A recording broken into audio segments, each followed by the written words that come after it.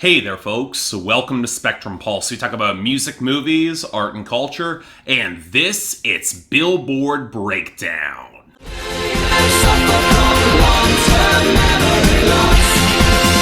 I don't remember. You know, I've said before that certain weeks can seem a little bit deceptive on the Hot 100, and this is one of those weeks where both more and less than you expected happened. On the surface, it looks like just another regular cool-down week after an album bomb, but dig in between the margins and you'll see a fair amount of movement coming out of the summer going into the fall, but whether that movement actually matters, that's a different question altogether. You want the biggest example of this? Look at our top 10, where for yet another week, In My Feelings by Drake is holding at number 1. But if there's a time where it looks precarious and likely to be replaced, it really is right now. The radio is in free fall. It's unseated in all other categories from the top. It's only holding on to that top spot because nothing has quite amassed enough traction in other categories in order to beat it. Case in point, Girls Like You by Maroon 5 featuring Cardi B at number 2. Still dominant on the radio with really good sales, but without a heavier bit of streaming traction, it's just not going to get any higher to get to number 1. And I Like It by Cardi B featuring J Balvin and Bad Bunny isn't getting higher, period. A good sales week can't stop free fall in other categories, so I expect it to fall below number 3 very soon. Next up is Better Now by Post Malone making a play at number 4, which I'd say is consistent enough to rise higher, but radio looks to have peaked, and that was arguably its strongest asset at this moment. Then you got Lucid Dreams by Juice WRLD at number 5, which has got better streaming and radio traction, but without stronger sales, I'm not sure if it's going to get higher faster,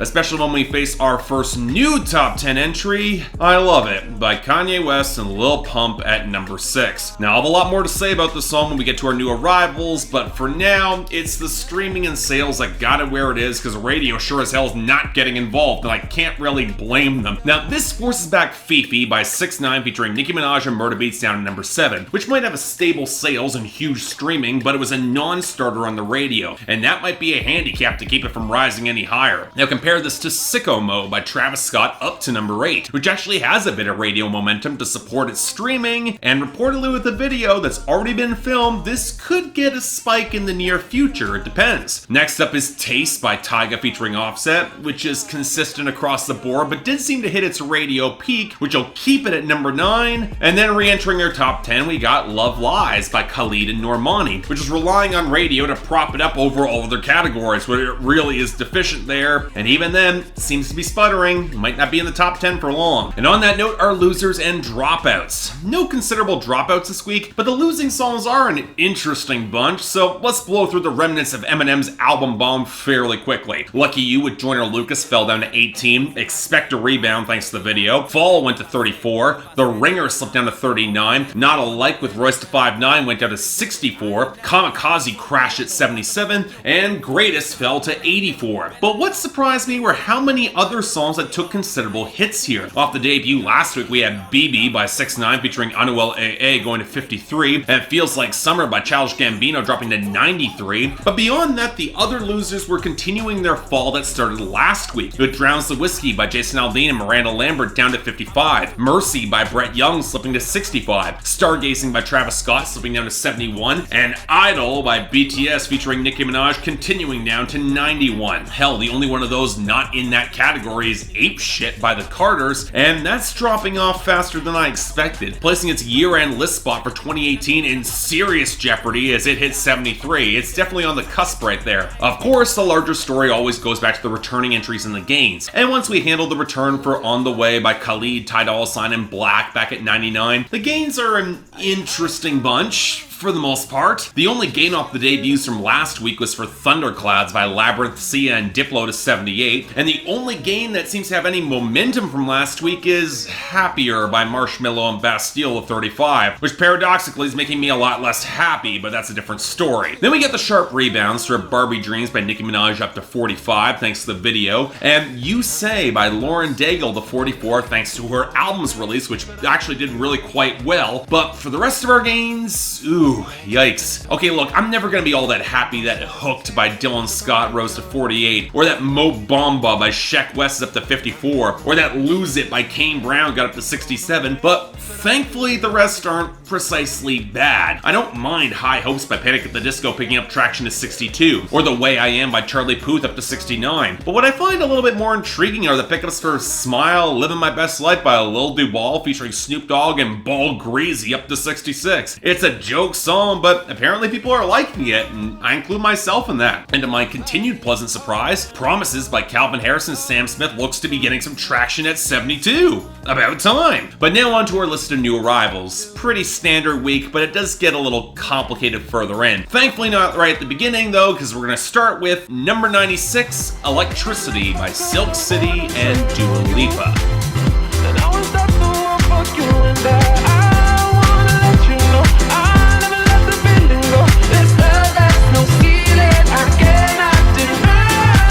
So look, I've been a Dua Lipa fan for some time now, going back to even before her debut album broke and she started racking up hits. And seeing her live at Reading Festival only impressed me further. She's a natural pop star in the making. But there is a part of me that thinks that she might be at a crossroads when it comes to where she takes her music from here in order to build momentum. And part of that comes from not being overexposed on producer-driven songs that just happen to have her voice. And that's before you dig into the liner notes of this song in particular to see credits from Mark Ronson, Diplo, Romy of the XX, and even Florence Welch. And with such a pedigree, you'd think they'd come up with more than just a pretty rote, if kinda lush slice of piano-driven house music. Now, it's not a bad song. Dua Lipa is still a great vocal presence, and she fits beneath the vocal filters on the hook pretty damn well. She sounds really good, but I can't help but think that with the pedigree behind the writers of a song like this, it should connect more than it does. It almost makes me wonder that if Jamie XX have remixed it, it would actually hit harder, because he really has a knack for that more vintage house sound. It's certainly very likable, but also pretty safe for pretty much everybody involved. And I think more could have been done with the song as it is, but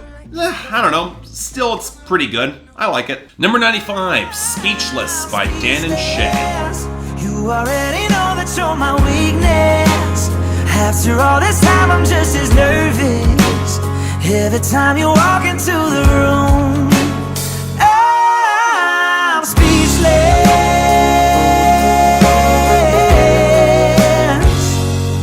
I'll admit to being a little bit surprised it took this long for Dan and Shay to issue a follow-up for Tequila, which has easily been the biggest hit thus far, period. I'll also add that this was not among any of the songs I remember especially loving or disliking when I covered the album a few months back, so I had to refresh my memory here, and alright, look, it's just about as poppy as anything I covered from Carrie Underwood's last album, especially with the R&B cadence and the gentle snaps, but the production leans into the organic acoustics and the gentleness of the song without feeling overly polished or clean, and it picks up a certain low-key charm. Sure, it's basically a mid-tier boy band pop country song, but it's actually a pretty good one. And if there's gonna be pop country crossovers on the Hot 100, I'd take Dan and Shay, so yeah, good song. I like this too. Number 94, Vaina Loca by Ozuna and Manuel Turizo.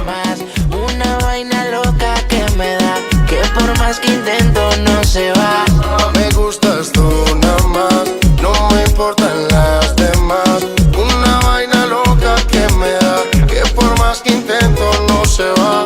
I am so sick of Ozuna at this point, and look, I don't claim to be an expert in Latin music or reggaeton, but how in the nine hells is it this guy the most frequent crossover act with his canned production, the limp songwriting, and the consistently mediocre delivery? Anyway, this time he teamed up with Manuel Turizo for a duet, and outside the more plucky, tinny elements so jarringly contrasting with the auto-tune, you could throw this alongside any number of his past minor hits on the Hot 100, and most people would never be able to tell the difference. Somehow Manuel Turizo has less distinctive presence and charisma, and then we get to the lyrics. Maybe if you're a seductive hookup jam, you don't default to how she's all alone and how you're following her behind her? Dude, creepy! But really, beyond that, it's mid-tier Ozuna at best, which means it's completely forgettable. Next, number 91, Come Back to Earth by Mac Miller.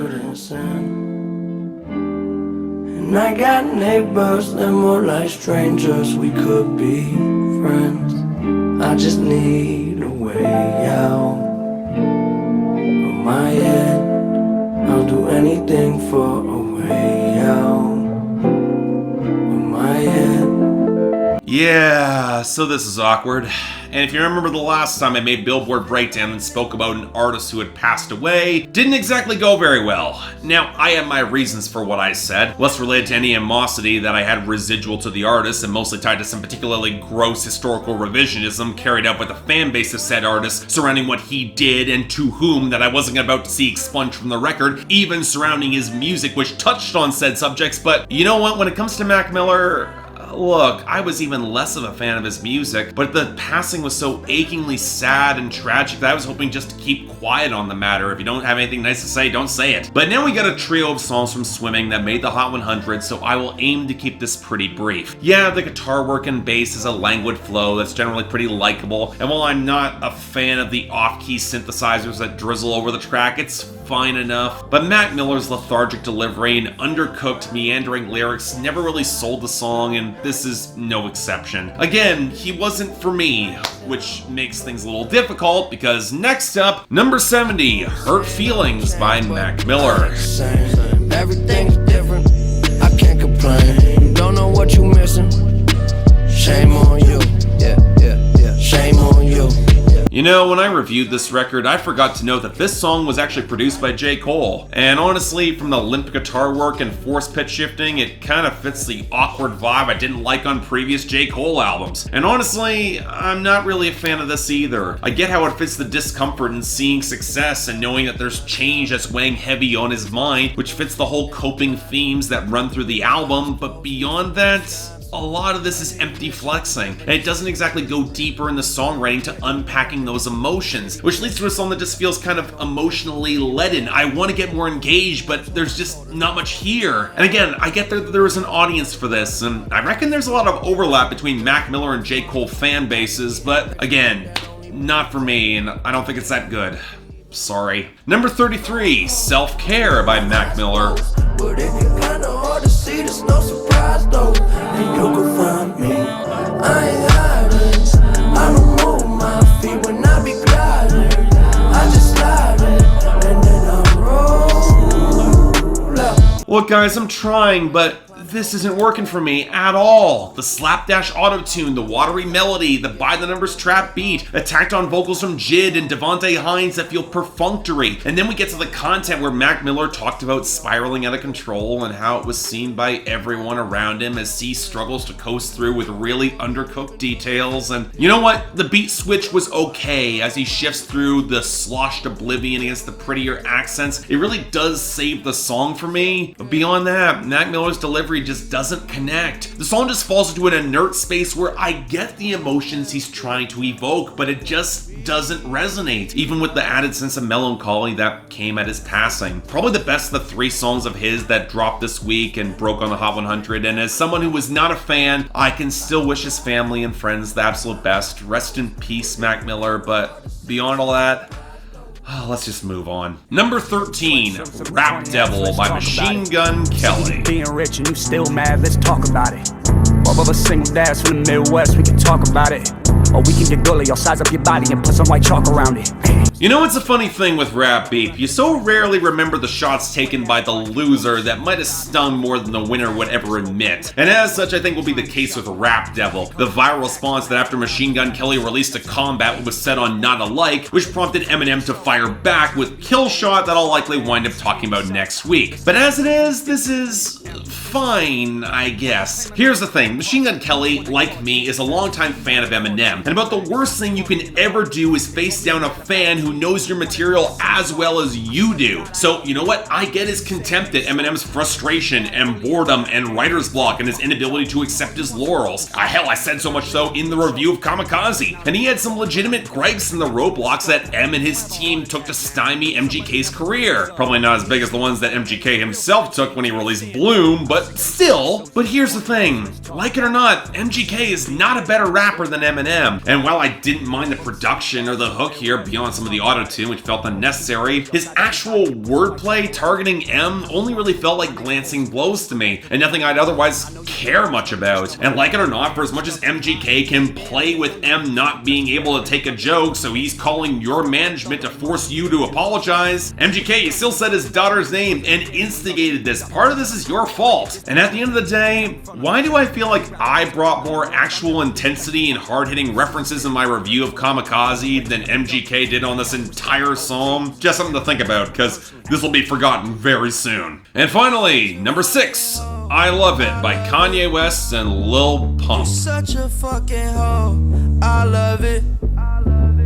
You're such a fucking hoe, I love it.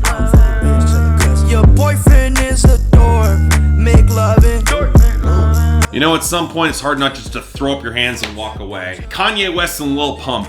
It would seem like a bad joke if it wasn't a meme, and a bad meme if it wasn't just a craven attempt for Kanye to get back with the kids on the rebrand and suck up as much cheap hype as he possibly can after Ye failed to hold any traction this year. And as such, as a song, there's just not much I can say about it. Aside from taking the title of a much better Icona Pop Charlie XCX hit from 5 years ago, the production is a pretty basic, bassy trap clunker with Lil Pump bringing a melodic daze to his flexing, and Kanye delivering his most basic and trashy set of bars to date. And that's about it. There's no significant wordplay, there's no wit beyond a vague sense that this is a borderline parody of this sort of song, but with no real joke behind it. Hell, it almost seems like the song was more to fit the goofy video and its idolatry of actual sex and presenting the guys as just these blocky, ineffectual observers. And again, if I thought that Kanye was capable of any sort of deeper sophistication anymore, I'd say it could work as parodic commentary on pornography. Hell, the video was rolled out at the Pornhub Awards, but I'm not hearing that so much as a once respected artist whose flailing attempts at chasing relevance and clout have come at the cost of any sophistication or good taste. So yeah, it's not precisely terrible, but it's not good either, at all. And that makes assembling a best and worst this week really awkward because there's so little to work with here. I guess for the best, I'm gonna go with Speechless by Dan and Shay for sheer competence, and it did sound good, with honorable mention to Electricity by Silk City and Dua Lipa. Again, more competent than outright great, but I'll take what I can get, even if that song should be better than it is. Worst of the week? Oh god, there's no good case here, because I'm stuck between squandered potential and possibly speaking ill of the dead, and with that, I don't intend any disrespect when I give Hurt Feelings by Mac Miller the worst of the week. I can still pay tribute to a man who was very well liked in hip-hop while not at all liking his art, and I gotta be honest there. Dishonourable mention goes to Kanye and Lil Pump for I Love It though. Again, total waste of a song, it's not good in the slightest, and Kanye, he used to be so much better than this, or at least I think he was. Next week, I'm honestly not sure what's gonna happen beyond the kill shot, we'll have to see. But until then, I'm Mark, you're watching Billboard Breakdown on Spectrum Pulse, and I'll see you next time.